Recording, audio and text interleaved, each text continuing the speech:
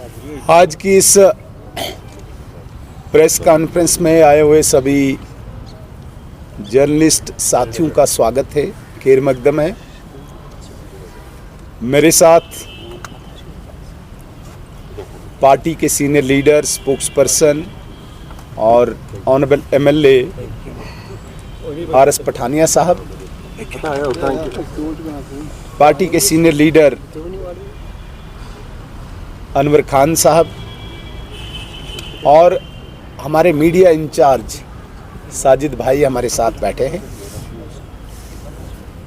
बहुत ही important issues पे बात करने के लिए आपको तकलीफ़ दी है। हम सब जानते हैं अभी 9 अप्रैल को जम्मू कश्मीर लेजिस्लेटिव असेंबली का बजट सेशन पूरा हुआ। एक लंबे अरसे के बाद जम्मू कश्मीर में चुनाव हुआ था और गवर्नमेंट कॉन्स्टिट्यूट हुई, असेंबली कॉन्स्टिट्यूट हुई। लोगों की बहुत उम्मीदें, आशाएं, अपेक्षाएं नई सरकार के साथ जुड़ी हुई और इसलिए भी ज़्यादा अपेक्षाएं जुड़ी क्योंकि चुनावी कैंपेन के दौरान सब पॉलिटिकल पार्टीज़ अपना मंशूर लेके, अपना मैनिफेस्टो लेके लोगों के बीच में पार्टीज़ जाती हैं। हम भी गए, इसमें कोई शक नहीं। नेशनल कॉन्फ्रेंस जो आज सरकार में है,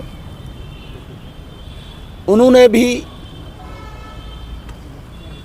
अपने इलेक्शन कैंपेन के दौरान लोगों के बीच में अपना मंशूर जाहिर किया, अपना मैनिफेस्टो रखा, जिसमें उन्होंने बहुत बड़े बड़े वादे किए थे। उमर अब्दुल्ला साहब ने कहा था कि 200 यूनिट बिजली फ्री देंगे, 10 किलो राशन दे देंगे, 5 लाख नौकरियां दे देंगे, हर घर में गैस सिलेंडर दे देंगे। तो इस प्रकार के वादे करके जम्मू कश्मीर के लोगों को गुमराह करके मेजॉरिटी में सीट्स लाई और कश्मीर में विशेषकर और भी ख्वाब दिखाए और भी स्वप्न दिखाए कि 370 आर्टिकल को वापस लाएंगे। सो कॉल्ड जो यहाँ के पत्थरबाज हैं, सो कॉल्ड ये उनको पॉलिटिकल प्रिजनर्स बोलते हैं, उनको जेलों से वापस लाएंगे। इस प्रकार के लोक लुभावने वादे करके कश्मीर की जनता को गुमराह करके मेजॉरिटी सीट्स नेशनल कॉन्फ्रेंस ने लाई और सरकार बनाई।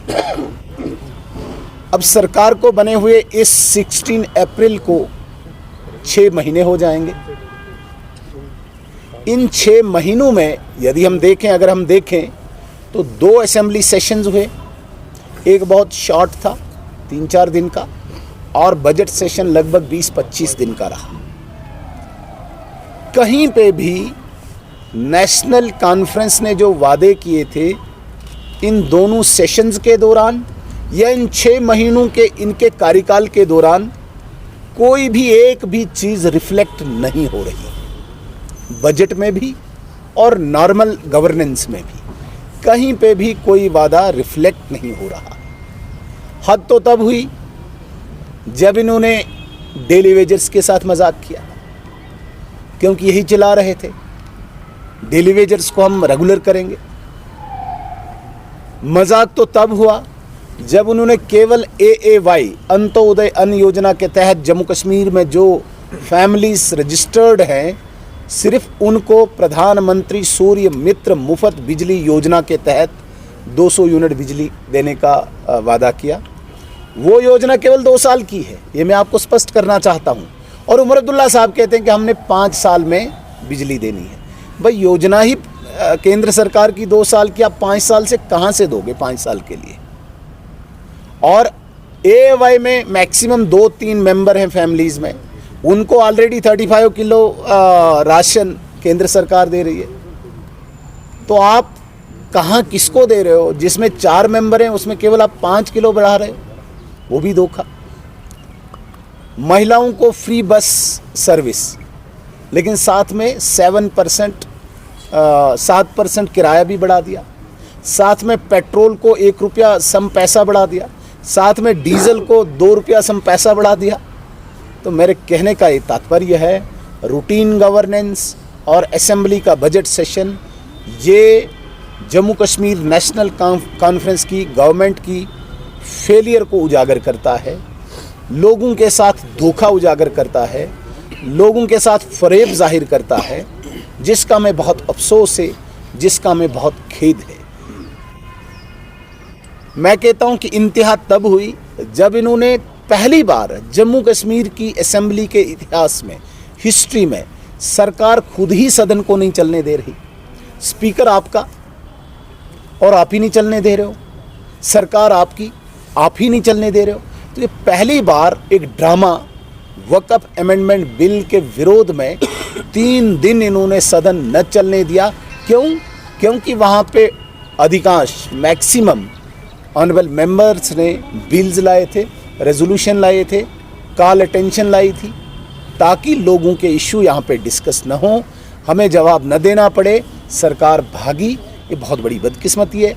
एक बात मैं आपके सब जितने भी यहाँ पे रिस्पेक्टेड जर्नलिस्ट्स हैं, आपके चैनल्स के माध्यम से मैं कश्मीर की जनता को स्पष्ट करना चाहता हूँ, भारत सरकार की जितनी भी योजनाएं हैं, जितनी भी इसमें इस वक्त लाभार्थियों की योजनाएं, स्कीम्स कहते हैं हम, वो बिल्कुल भी इफ़ेक्ट नहीं होंगी, प्रभावित नहीं होंगी, चाहे सरकार किसी की भी हो। ये ऐसा न समझें कि सरकार इस वक्त उमर अब्दुल्ला साहब की है तो भारत सरकार उसमें कोई भी कोताही करेगी। जितने भी डेवलपमेंटल प्रोजेक्ट्स जम्मू कश्मीर में चल रहे हैं वो उसी गति से चलेंगे, उसी स्पीड से चलेंगे, उसी फंडिंग से चलेंगे। और इसके अतिरिक्त जितनी भी स्कीम्स, आप प्रधानमंत्री आवास योजना की बात कीजिए, किसी भी चीज़ की आप बात कीजिए, आप आयुष्मान भारत की बात कीजिए, किसी भी स्कीम में कोई भी प्रभाव नहीं पड़ेगा irrespective of any government in J&K।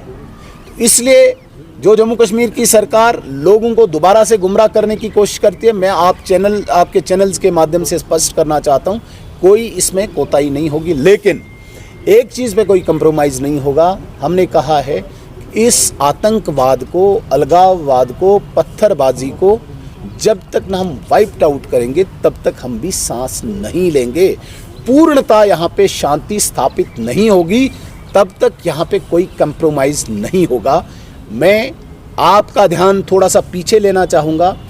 यहाँ पे जब नेशनल कॉन्फ्रेंस की गवर्नमेंट थी, आपने देखा होगा यहाँ पे स्कूल जले, यहाँ पे हॉस्पिटल्स जले, यहाँ पे गवर्नमेंट एस्टेब्लिशमेंट की जितनी बिल्डिंग्स थी वो जले। वो कब जले? जब यहाँ पे नेशनल कॉन्फ्रेंस की गवर्नमेंट थी। नेशनल कॉन्फ्रेंस एक बहुत बड़ी बात असेंबली में भी कहती है और बाहर भी कहती है कि उनके 10,000 वर्कर्स मारे गए, बोलते हैं ना।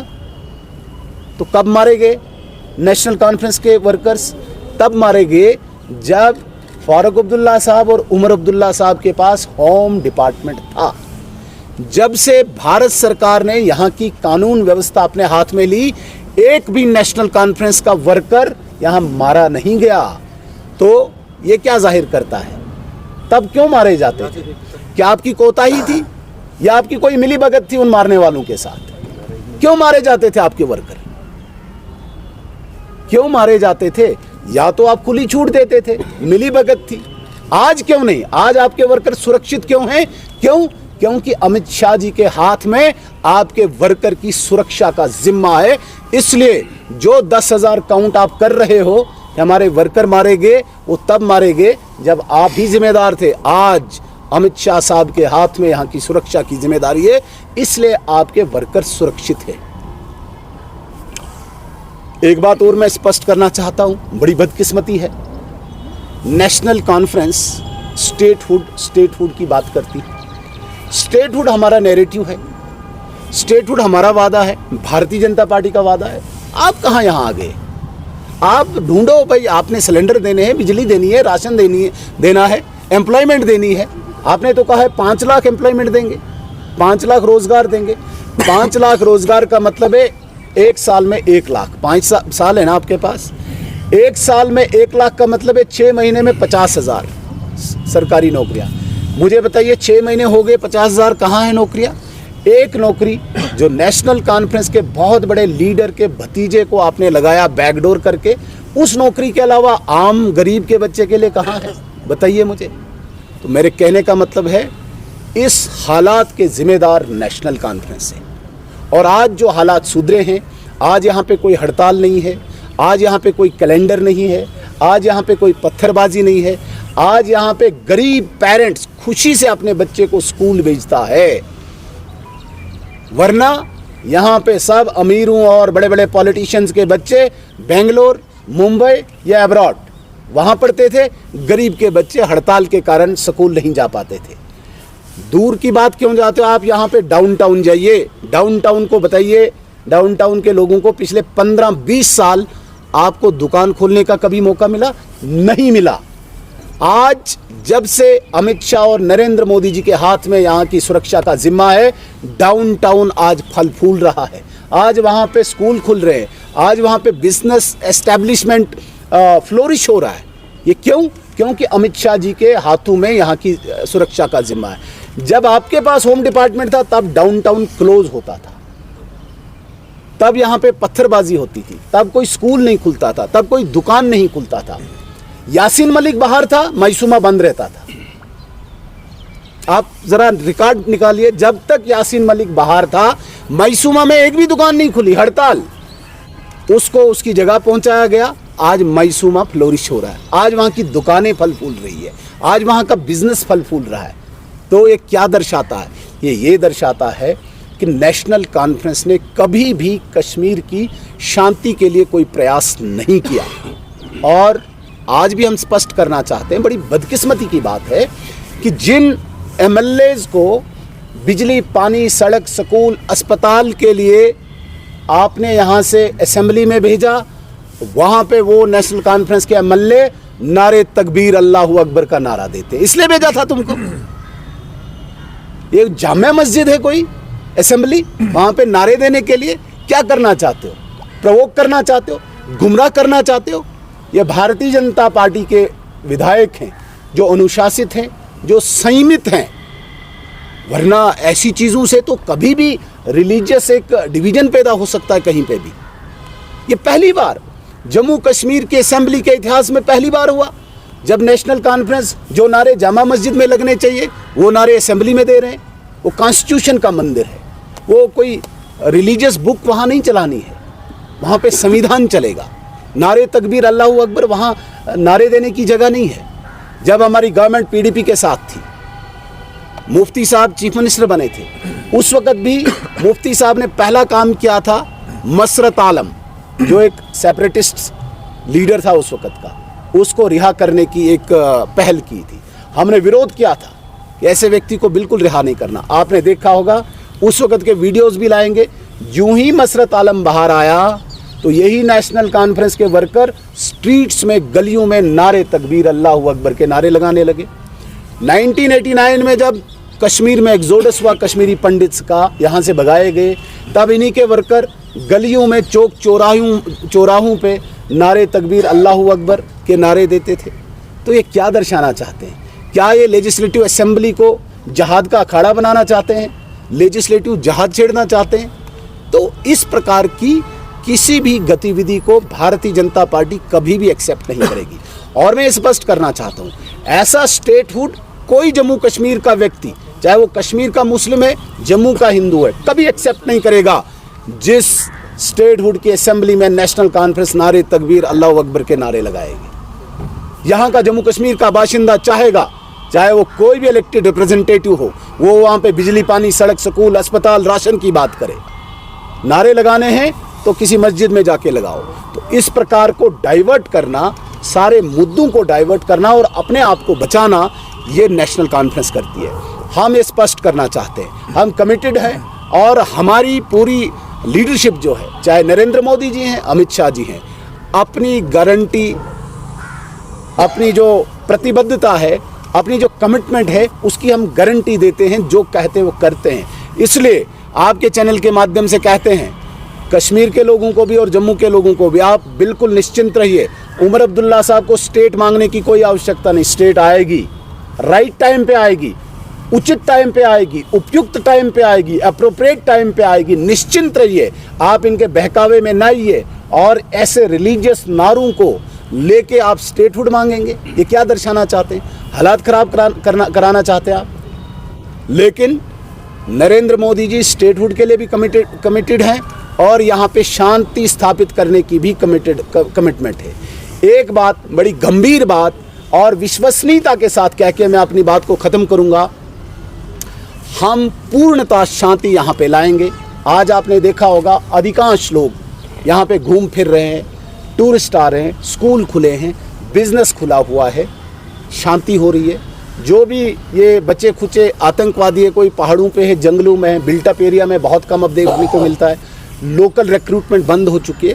लेकिन जब तक न लास्ट आतंकवादी, लास्ट उसका हमदर्द, लास्ट उसके ढांचे का एक भाग खत्म हो, तब तक हम सांस नहीं लेंगे। हम शांति तब स्थापित करेंगे। यहाँ पे जिस शांति की बात करते हैं कि हमने शांति लाई थी, भाई तुम्हारी कब्रों पे अभी तक सिक्योरिटी है। भारतीय जनता पार्टी ये वादा करती है कि जम्मू कश्मीर में ऐसी शांति होगी, कब्रों से भी सुरक्षा हटाई जाएगी। उसको हम शांति मानेंगे। तो इस प्रकार की शांति को स्थापित करना भारतीय जनता पार्टी की कमिटमेंट है। लेकिन जो भी डेवलपमेंट यहाँ पे करनी है, जो सरकार की इस वक्त जिम्मेदारी, वो भागे नहीं, अपने वादों से नहीं भागे, अपनी जिम्मेदारी से नहीं भागे। दिल्ली और लंदन के टूर कम करे, यहाँ पे लोगों की मुसीबतों के लिए फ्रंट पे आए। मैं इतना ही निवेदन करूँगा। अभी मैं पठानिया साहब से गुजारिश करता हूँ 2-4 बातें यहाँ पर। देश आपने शांति लाने की बात की, बट रिसेंटली अभी मतलब कम्प्लेक्सिटी की आपने बात की, जटिलता की बात की। ये नेशनल कॉन्फ्रेंस खुद कहती है कि हमारे 10,000 वर्कर मारे गए। तो मैं ये स्पष्ट करना चाहता हूँ कि वो 10,000 वर्कर कब मारे गए? दौरे नेशनल कॉन्फ्रेंस हुकूमत के मारे गए। फारूक अब्दुल्ला साहब चीफ मिनिस्टर रहे, उमर अब्दुल्ला साहब चीफ मिनिस्टर रहे, क्यों मारे गए? उसकी इन्वेस्टिगेशन की जानी चाहिए। अगर आज नहीं मारे जा रहे हैं तो दैट मीन्स आज जो सुरक्षा का जिम्मा है वो नरेंद्र मोदी और अमित शाह जी के हाथ में, इसलिए नहीं मारे जा रहे हैं। तो इस पर स्पष्टता से वो कहें, क्या आपने कहीं नेग्लिजेंस दिखाई है, आपने कोई लीनेंस दिखाई है, या कोई की बातचीत थी आपकी? स्पष्ट करें ना। 2 चीज़ों में एक, या तो अपना फेलियर बताएं कि नेशनल कॉन्फ्रेंस गवर्नमेंट का फेलियर था, फिर उनके वर्कर मारे गए, या कोई आपसी सहमति थी। 2 चीज़ों में एक बात तो हो सकती है, वो स्पष्ट करें। जहाँ तक बात आपने कही है कि ट्राइबल्स पर कोई डेरोगेटरी रिमार्क्स आए हैं, रिस्पॉन्ड कर दें। ओके। कई ट्राइबल कम्युनिटी पे मैं स्पष्ट करना चाहता हूँ, ट्राइबल्स को सबसे बड़ा अगर कोई स्थान, कोई आदर, कोई सम्मान किसी ने दिया तो भारतीय जनता पार्टी की सरकार ने दिया है। व्यक्तिगत रूप से कहाँ कोई बात आए उसे मैं यहाँ पे कोट नहीं करूँगा, लेकिन कहीं पे भी भारतीय जनता पार्टी के किसी भी कार्यकर्ता, किसी भी नेता ने कोई डेरोगेटरी रिमार्क्स नहीं दिया है किसी पर्टिकुलर सेक्ट के अगेंस्ट या पर्टिकुलर कम्युनिटी के अगेंस्ट। जहाँ तक ट्राइबल की बात है, जितना मेरे पास नॉलेज है, वो जितनी भी स्पीच है, स्टेटमेंट है, बाइट है, वो किसी पर्टिकुलर कम्युनिटी के अगेंस्ट नहीं है। मुझे नहीं पता कि आप उसी को कोट कर रहे हैं, लेकिन जो मेरी नॉलेज में है वो चंद स्पेसिफिक जो कुछ 2-4 लोग हैं या 5-10 लोग हैं जो किसी क्राइम में इन्वॉल्व हैं, वो उनको इंडिकेट किया है, क्राइम को इंडिकेट किया है, कम्युनिटी को नहीं इंडिकेट किया है। ये मैं स्पष्टता से कहना चाहूँगा।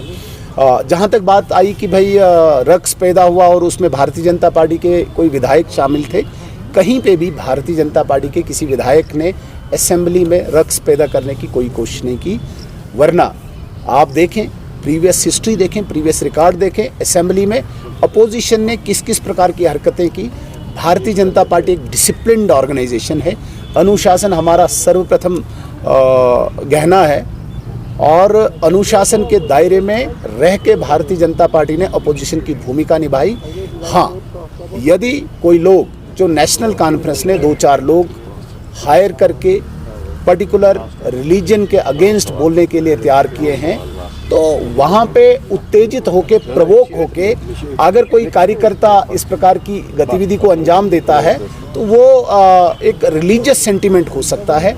लेकिन भारतीय जनता पार्टी संविधान का आदर करते हुए असेंबली की गरिमा को, असेंबली की सैंक्टिटी को हमेशा उसने अपहोल्ड किया है। सर